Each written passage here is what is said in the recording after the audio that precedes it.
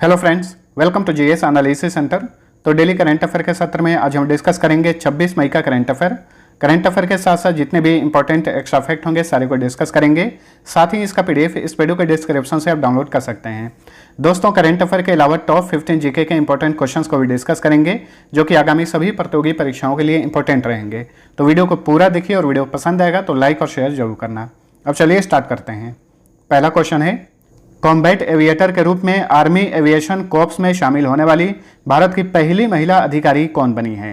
Very important question बनेगा, इसे note करिए। तो सही उत्तर है option number A, Abhilasha Barak. ये कॉम्बैट एविएटर के रूप में आर्मी एविएशन कॉर्प्स में शामिल होने वाली भारत की पहली महिला अधिकारी बन गई हैं। ऑप्शन में और भी नाम है, अवनी चतुर्वेदी। ये लड़ाकू जेट उड़ाने वाली प्रथम महिलाओं में से एक हैं। देखिए 2018 में 3 महिलाओं ने लड़ाकू जेट उड़ाया था, अवनी चतुर्वेदी, मोहना सिंह और भावना कंठ। और इस तरह से ये तीनों महिलाएं लड़ाकू जेट उड़ाने वाली भारत की प्रथम महिला बनी थीं। जो ऑप्शन सी नंबर पे नाम देख रहे हैं, सरला ठकराल, ये भारत की प्रथम महिला पायलट हैं। ये जीके का इंपॉर्टेंट क्वेश्चन बनता है, ध्यान रखिएगा। सरला ठकराल ये भारत की प्रथम महिला पायलट थी। हरिता कौर देओल, ये वायुसेना में प्रथम महिला पायलट का नाम है। ठीक है, तो यहाँ पे कंफ्यूज नहीं होना है, सारी चीज़ों को याद रखिए। वहीं एक और फैक्ट बनता है, शिवांगी सिंह का आप लोग नाम सुनते होइएगा। शिवांगी सिंह ये राफेल लड़ाकू जेट उड़ाने वाली भारत की प्रथम महिला है। जो फ्रांस से राफेल लड़ाकू जेट खरीदा गया है उसे उड़ाने वाली प्रथम महिला पायलट का नाम शिवांगी सिंह है। अब देखिए, आर्मी एविएशन कोर की बात करें तो इसकी स्थापना की गई थी 1 नवंबर 1986 को। और आर्मी एविएशन कोर या फिर आर्मी एविएशन कॉर्प्स के उम्मीदवारों को नासिक स्थित combat army aviation training school में प्रशिक्षण दिया जाता है। ठीक है, तो ध्यान रखिए, combat army aviation training school कहाँ पर स्थित है? महाराष्ट्र के नासिक में है।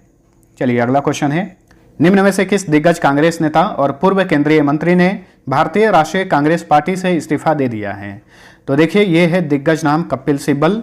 इन्होंने हाल ही में कांग्रेस पार्टी से इस्तीफा दे दिया है। वैसे ये आधिकारिक तौर पर अभी अन्य किसी पार्टी में शामिल नहीं हुए हैं, लेकिन इंडिपेंडेंट रूप से ये राज्यसभा के लिए नामांकन भरे हुए हैं समाजवादी पार्टी के समर्थन से। ठीक है, इन्होंने हाल ही में कांग्रेस पार्टी से इस्तीफा दे दिया है।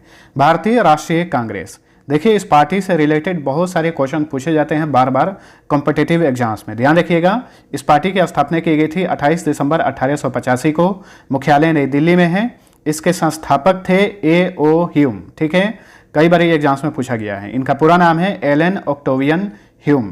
वर्तमान में इस पार्टी के अध्यक्ष हैं सोनिया गांधी। देखिए, भारतीय राष्ट्रीय कांग्रेस के पहले अधिवेशन की अध्यक्षता किसने की थी? W.C. बनर्जी ने की थी। इनका ही नाम है व्योमेश चंद्र बनर्जी और शॉर्ट फॉर्म में इनका नाम है W.C. बनर्जी। ठीक है, बॉम्बे अधिवेशन जो कि पहला कांग्रेस का अधिवेशन था, उसकी अध्यक्षता व्योमेश चंद्र बनर्जी ने की थी। किस अधिवेशन में कांग्रेस 2 भागों में बट गया था?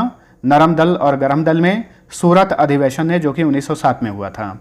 पहला ब्रिटिश जिसने भारतीय राष्ट्रीय कांग्रेस की अध्यक्षता की थी, इनका नाम था जॉर्ज यूल। इन्होंने 1888 में इलाहाबाद अधिवेशन की अध्यक्षता की थी। बदरुद्दीन तैयब जी ये कांग्रेस के पहले मुस्लिम अध्यक्ष थे। इन्होंने 1885 में बॉम्बे अधिवेशन की अध्यक्षता की थी। वहीं भारतीय राष्ट्रीय कांग्रेस के प्रथम पारसी अध्यक्ष थे दादा भाई नौरोजी। इन्होंने 1886 में कलकत्ता अधिवेशन की अध्यक्षता की थी। भारतीय राष्ट्रीय कांग्रेस के किस अधिवेशन में वंदे मातरम यानी राष्ट्रीय गीत को पहली बार गाया गया था? 1896 के कलकत्ता अधिवेशन में। इसी से मिलता जुलता एक और क्वेश्चन बनता है कि राष्ट्रगान जन गण मन, ये राष्ट्रगान है, इसे भारतीय राष्ट्रीय कांग्रेस के किस अधिवेशन में पहली बार गाया गया था? तो 1911 के कलकत्ता अधिवेशन में। चलिए अगला क्वेश्चन है, अडानी ग्रुप ने हरित ऊर्जा के क्षेत्र में किस राज्य में 60,000 करोड़ रुपए निवेश करने के लिए एक समझौता ज्ञापन पर हस्ताक्षर किया है? तो देखिए, अडानी ग्रुप ये आंध्र प्रदेश में हरित ऊर्जा के क्षेत्र में 60,000 करोड़ रुपए निवेश करेगा। बहुत बड़ी राशि है। ठीक है, इंपॉर्टेंट क्वेश्चन है, याद रखिए। आंध्र प्रदेश में अडानी ग्रुप 60,000 करोड़ रुपए का निवेश करेगा हरित ऊर्जा के क्षेत्र में। तो अडानी समूह 3700 मेगावाट की पंप हाइड्रो सौर परियोजना और 10,000 मेगावाट की सौर ऊर्जा परियोजना स्थापित करने के लिए यह समझौता किया है आंध्र प्रदेश के साथ में। देखिए, अडानी समूह यानी अडानी ग्रुप की बात करें तो इसकी स्थापना की गई थी 1988 में। मुख्यालय गुजरात के अहमदाबाद में है। वर्तमान में अडानी ग्रुप के चेयरमैन और मैनेजिंग डायरेक्टर हैं गौतम अडानी और सीईओ हैं करण अडानी। आंध्र प्रदेश की बात करें तो Skoch state of governance ranking 2021 जारी किया गया था, इसमें राज्य को पहला स्थान मिला था। इसके अलावा स्मार्ट पुलिसिंग इंडेक्स 2021 में भी आंध्र प्रदेश पहले स्थान पर है। जगन्नाथ चेदोडू योजना शुरू की गई है। साल्ट कार्यक्रम शुरू किया गया है, यहाँ पे साल का मतलब है सपोर्टिंग आंध्राज लर्निंग ट्रांसफॉर्मेशन। स्त्री योजना लॉन्च की गई है। इसके अलावा जगन्नाथ स्मार्ट टाउनशिप पोर्टल भी लॉन्च किया गया है। आंध्र प्रदेश अपनी सीमा भारत के 4 राज्यों से शेयर करता है। ये राज्य हैं तमिलनाडु, केरल, तेलंगाना और उड़ीसा। सॉरी, केरल नहीं, कर्नाटक होगा। तमिलनाडु, कर्नाटक, तेलंगाना और उड़ीसा 4 राज्यों से अपनी सीमा शेयर करता है। और भाषा के आधार पर गठित होने वाला ये भारत का पहला राज्य है। इसका गठन हुआ था 1 अक्टूबर 1953 को। जिलों की संख्या 26 हो गई है। पहले आंध्र प्रदेश में 13 जिले थे और हाल ही में 13 नए जिले बनाए गए हैं, तो याद रखिए जिलों की संख्या 26 हो गई है। राजधानी अमरावती। मुख्यमंत्री हैं YS जगनमोहन रेड्डी। गवर्नर हैं विश्वभूषण हरिचंदन। मुख्य न्यायाधीश हैं प्रशांत कुमार मिश्रा। यहाँ का हाईकोर्ट कहाँ पर है? अमरावती में है। आंध्र प्रदेश में लोकसभा सीट की संख्या 25, राज्यसभा सीट 11, विधानसभा सीट की संख्या 175 है, विधान परिषद सीट की संख्या 58 है। देखिए वर्तमान में 6 राज्यों में विधान परिषद है: उत्तर प्रदेश, बिहार, महाराष्ट्र, कर्नाटक, आंध्र प्रदेश और तेलंगाना। आंध्र प्रदेश का राजकीय पशु काला हिरन, राजकीय पक्षी रामाचिलुका, राजकीय वृक्ष नीम, राजकीय फूल चमेली, राजकीय खेल कबड्डी है। कुचिपुड़ी आंध्र प्रदेश का प्रसिद्ध शास्त्रीय नृत्य है। घंटा मर्दाला, कुम्मी, छड़ी तथा सिद्धि मधुरी यहाँ के लोक नृत्य हैं। Venkateswara national park, Papikonda national park Andhra Pradesh में है। इसके अलावा श्री साइलम डैम तथा बसवा सागर डैम, ये दोनों डैम कृष्णा नदी पर हैं। चेंचुस, कौडस, सवारा तथा गदवा आंध्र प्रदेश के प्रमुख जनजातियाँ हैं। यहाँ की आधिकारिक लैंग्वेज तेलुगु है। तेलंगाना और आंध्र प्रदेश की आधिकारिक भाषा तेलुगु है। चलिए अगला क्वेश्चन। टेड्रोस एडहानोम घेब्रेयेसस को कितने वर्ष की अवधि के लिए दोबारा विश्व स्वास्थ्य संगठन यानी WHO का महानिदेशक नियुक्त किया गया है?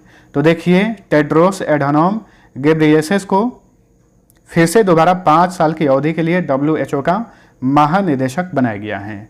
वैसे ये 2017 से ही इस पद पर बने हुए हैं। 5 साल का इनका पहला कार्यकाल पूरा हो गया, दूसरे कार्यकाल के लिए फिर से इन्हें नियुक्त किया गया है अगले 5 साल के लिए। ठीक है, देखिए विश्व स्वास्थ्य संगठन की स्थापना 7 अप्रैल 1948 में की गई थी। 7 अप्रैल को विश्व स्वास्थ्य दिवस भी मनाया जाता है। मुख्यालय जिनेवा में है। लगातार दूसरी बार इसके महानिदेशक बने हैं Tedros एडहानोम Ghebreyesus.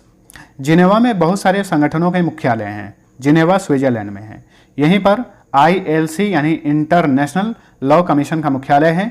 International labour organisation, world health organisation, world intellectual property organisation, इसके अलावा world trade organisation, world meteorological organisation, united nation conference on trade and development, united nation high commissioner for refugees, united nation human rights council, office of the united nation high commissioner for human rights, international committee of the red cross और international organisation for the standardisation, इन सभी का मुख्यालय Geneva में है।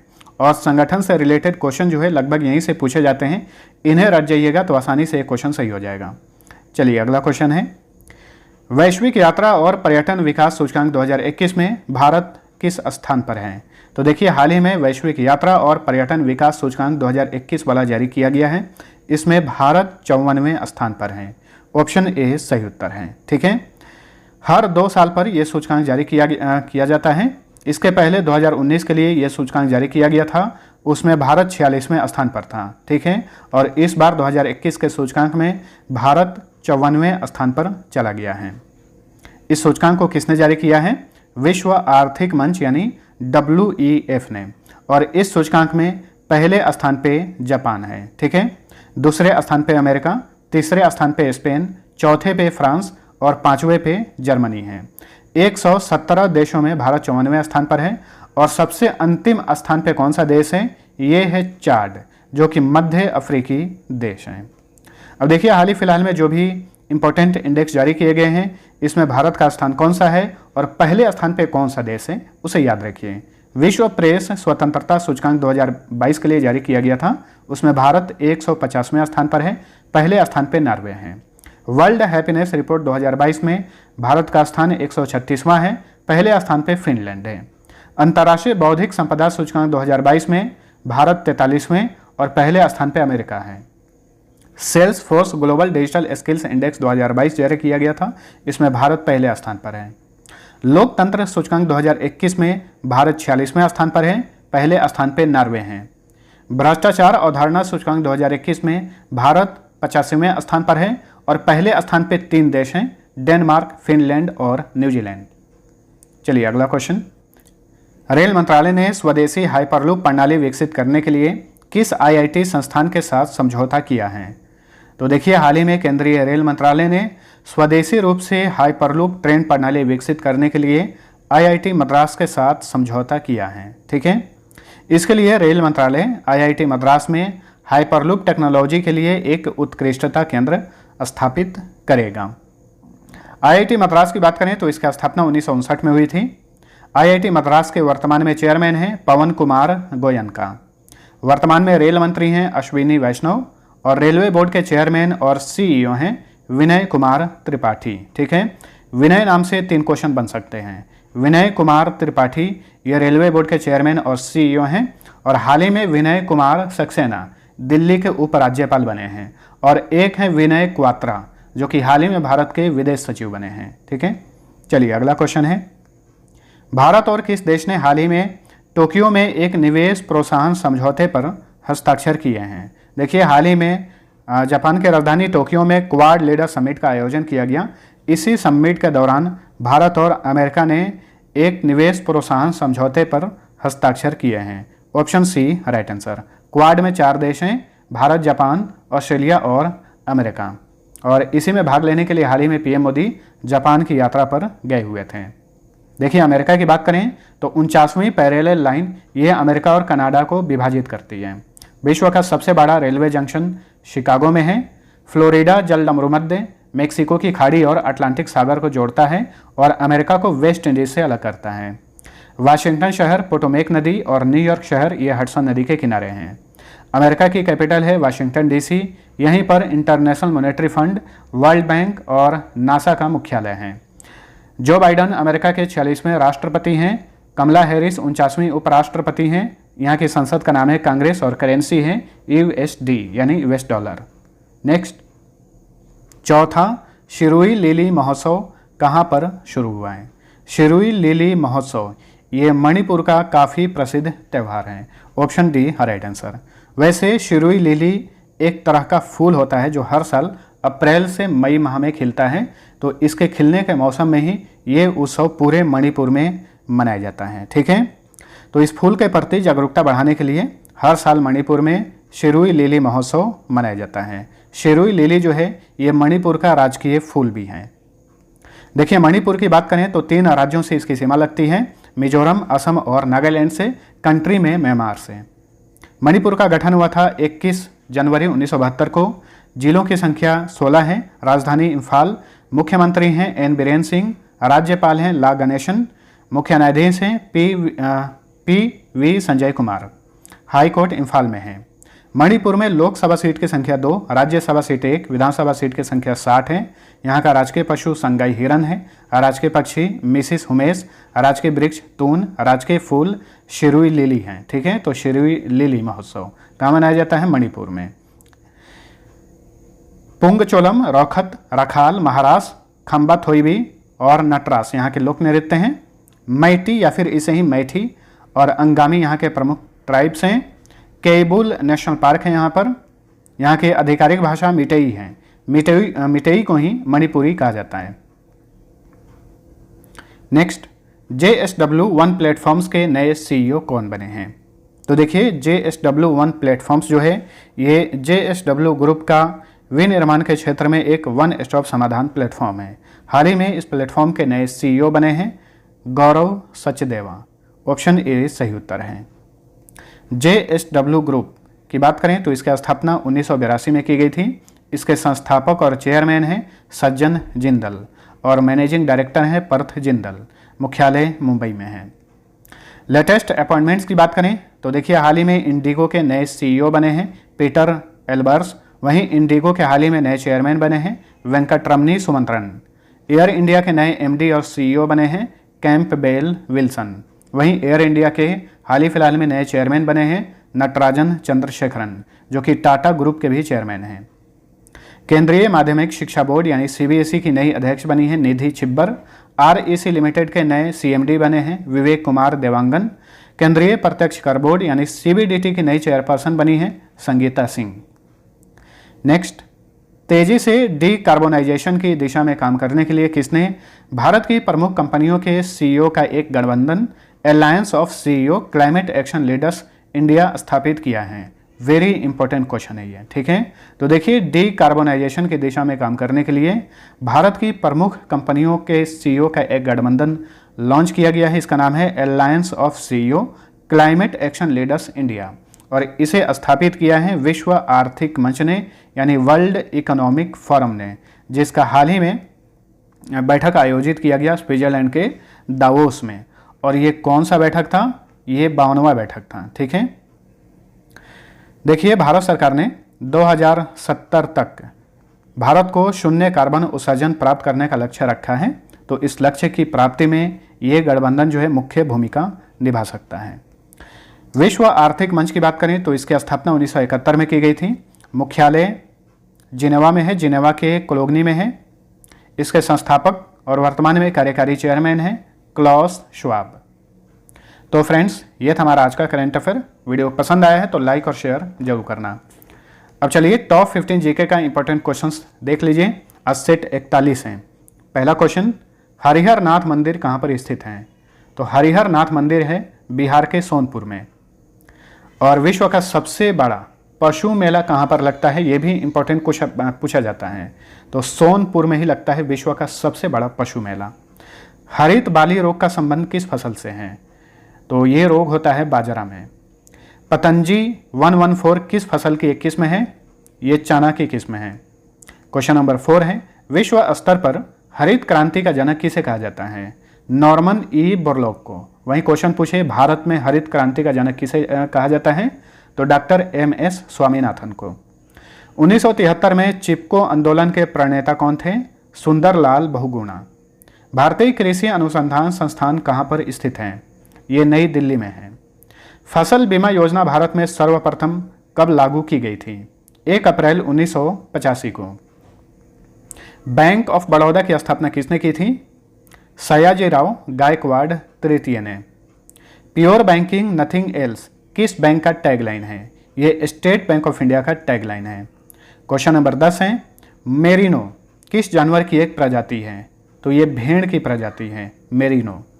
क्षेत्रीय सहयोग के लिए दक्षिण एशियाई संघ यानी सार्क की स्थापना कब हुई थी? इसकी स्थापना की गई थी 1985 में और इसका मुख्यालय काठमांडू में है। सार्क का इंग्लिश में फुल फॉर्म होता है south Asian association for regional cooperation. विश्व पर्यटन संगठन यानी वर्ल्ड टूरिज्म ऑर्गेनाइजेशन का मुख्यालय कहाँ पर है? तो इसका मुख्यालय है मैड्रिड में, स्पेन की कैपिटल मैड्रिड में। और एक है वर्ल्ड ट्रेड ऑर्गेनाइजेशन, उसका मुख्यालय जिनेवा में है। गोल किसकी आत्मकथा है? तो ये मेजर ध्यानचंद, जिन्हें हॉकी का जादूगर कहा जाता है, इन्हीं की आत्मकथा, इसका नाम है गोल। क्वेश्चन नंबर 14, 1975 में प्रथम क्रिकेट विश्व कप किसने जीता था? वेस्ट इंडीज ने जीता था। देखिए, ओडीआई क्रिकेट वर्ल्ड कप हर 4 साल में एक बार आयोजित किया जाता है। इसकी शुरुआत की गई थी 1975 में। पहला वर्ल्ड कप वेस्ट इंडीज ने जीता। दूसरी बार इसका आयोजन किया गया 1979 में। दूसरा भी वर्ल्ड कप जो है वेस्ट इंडीज ने जीता। और तीसरा वर्ल्ड कप 1983 में भारत ने जीता था, याद रखिए। एशियन गेम्स का नामकरण किसने किया था? पंडित जवाहरलाल नेहरू ने। देखिए, एशियन गेम्स की शुरुआत की गई थी 1951 में और प्रथम एशियन गेम्स का आयोजन किया गया था नई दिल्ली में। अब चलिए पिछले क्लास का फटाफट रिवीजन कर लीजिए। पहला क्वेश्चन, दिल्ली के 22वें उपराज्यपाल कौन बने हैं? विनय कुमार सक्सेना। स्कॉट मॉरिसन के स्थान पर ऑस्ट्रेलिया के नए प्राइम मिनिस्टर कौन बने हैं? Anthony Albanese. किसकी मेजबानी में हाल ही में क्वाड लीडर समिट का आयोजन किया गया? जापान की मेजबानी में। विश्व स्वास्थ्य सभा के 75वें संस्करण का आयोजन कहाँ पर किया गया? इसके मुख्यालय जिनेवा में। निम्न में से किस राज्य की सरकार ने इंदिरा गांधी शहरी रोजगार गारंटी योजना शुरू की है? राजस्थान ने। WHO ने वैश्विक स्वास्थ्य के क्षेत्र में उत्कृष्ट योगदान देने के लिए भारत की कितनी महिला आशा कार्यकर्ताओं को ग्लोबल हेल्थ लीडर्स अवार्ड 2022 से सम्मानित किया गया है? 10 लाख आशा कार्यकर्ताओं को। केंद्र सरकार ने माई गो हेल्प डेस्क के जरिए किस सोशल मीडिया प्लेटफॉर्म पर डिजी लॉकर सेवा की शुरुआत की है? व्हाट्सएप पर। फुटबॉल प्रतियोगिता इंग्लिश प्रीमियर लीग 2021-22 का खिताब किसने जीता है? मैनचेस्टर सिटी ने। केंद्र ने इस्पात उत्पादों के घरेलू उत्पादन की लागत को कम करने के लिए कोकिंग कोल और एंथ्रेसाइट कोयले पर आयात शुल्क 2.5% से घटाकर कितना कर दिया है? 0%। आरबीआई ने हाल ही में बैंकों और नॉन बैंकिंग फाइनेंशियल कंपनीज में ग्राहक सेवा की प्रभावशीलता और गुणवत्ता का मूल्यांकन करने के लिए किसकी अध्यक्षता में एक समिति का गठन किया है? आरबीआई के पूर्व डिप्टी गवर्नर बीपी कानूनगो की अध्यक्षता में। अब चलिए लास्ट क्विज का आंसर जानिए। पहला क्वेश्चन था पश्चिम रेलवे जोन का मुख्यालय कहां पर है? तो इसका मुख्यालय है मुंबई चर्च गेट में। वहीं क्वेश्चन पूछे मध्य रेलवे जोन का मुख्यालय कहां पर है? तो मुंबई वीटी में है। दूसरा क्वेश्चन था 1925 में भारत की प्रथम विद्युत ट्रेन किन 2 स्थानों के बीच में चलाई गई थी? वैसे देखिए 1853 में भारत की प्रथम ट्रेन चलाई गई थी मुंबई से थाने के बीच में, लेकिन 1925 में भारत की प्रथम विद्युत ट्रेन चलाई गई थी मुंबई से कुर्ला के बीच में। अब चलिए आज का पहला क्वेश्चन है नरौरा न्यूक्लियर पावर स्टेशन किस राज्य में स्थित है? दूसरा क्वेश्चन है चेराव नृत्य या फिर बास नृत्य का संबंध किस राज्य से है? दोनों क्वेश्चन का आंसर नीचे कमेंट करके बताइए। मिलते हैं अगले वीडियो में, तब तक के लिए टेक केयर।